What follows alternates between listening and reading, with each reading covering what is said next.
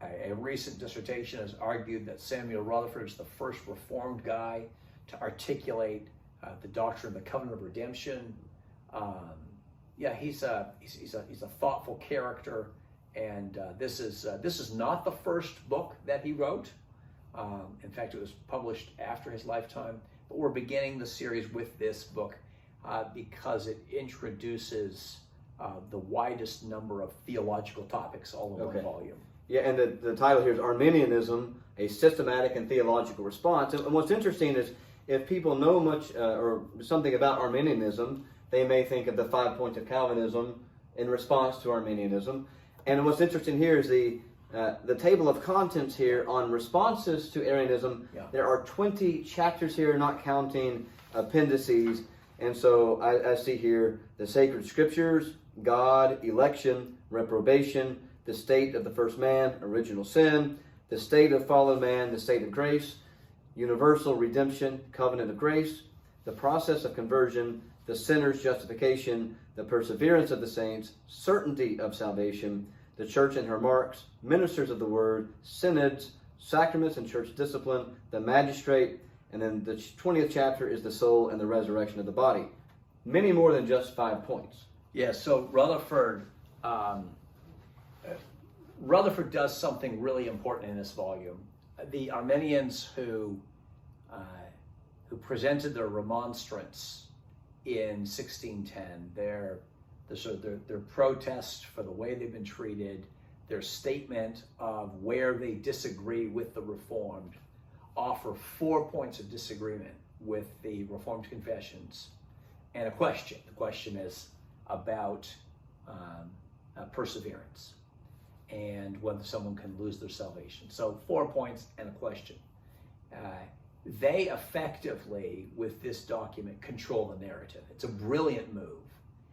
And the Synod of Dort focuses on their 4 points, one of which isn't even problematic. So there's really just 4 canons of Dort in response to what are perceived to be 4 real problems. Rutherford says, actually, there are 20 major issues with Arminians, and he is sort of taking back the narrative. They've controlled it effectively for all these years, and he's telling his students, one generation after another, no, Arminianism is much more insidious, much more problematic, much more wide-ranging. And there's a range of Arminianism, and he's dealing with a bunch of Arminians, some of whom, are crossing the border into Socinianism, making significant errors in the doctrine of God, doctrine of Christ, and so on. But he's saying even your run-of-the-mill 17th century Arminian has a system of theology and even an understanding of theology that's much more problematic than people recognize.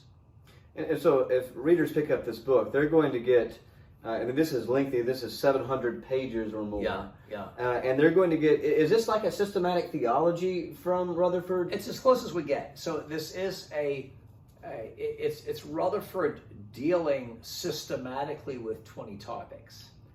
But it's not like Calvin's Institutes in that he's positively building 20 different doctrines from the scriptures. He's talking about 20 different doctrines. But what he's trying to do in each instance is show how the Reformed are right and how the Arminians are wrong. And so it's a much more polemically oriented book. We didn't call it a systematic theology. It's a systematic response to an error. And in the process, a pretty systematic response of the truth. And so this is a critical edition. Or construction of the truth, yeah. Yep. So this is a critical edition, which means you've provided a scholarly resource that people can use. Should they expect Rutherford himself to be interacting with Scripture and tradition in terms of Reformed writers and so forth? How does he argue? What's his method? Yeah. Rutherford doesn't really mention many Reformed theologians at all. He really likes William Twiss, and later would get to meet him at the Westminster Assembly. William Twiss kind of is the moderator or prolocutor of the assembly. He seems to be the person in Rutherford's world that he admires the most. So that must have been a fun encounter. Most of the time, he is quoting Arminians, showing how Arminians and Roman Catholics overlap in significant points of their theology.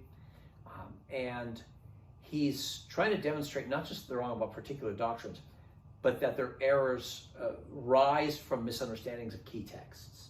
So he deals with all the principal texts that Arminians focus on the most, and he demonstrates how a proper Reformed understanding of those passages yields very different results. So there'll be a doctrinal topic, and then underneath that doctrinal topic, there's often a number of scriptural verses, and he'll kind of unpack each one.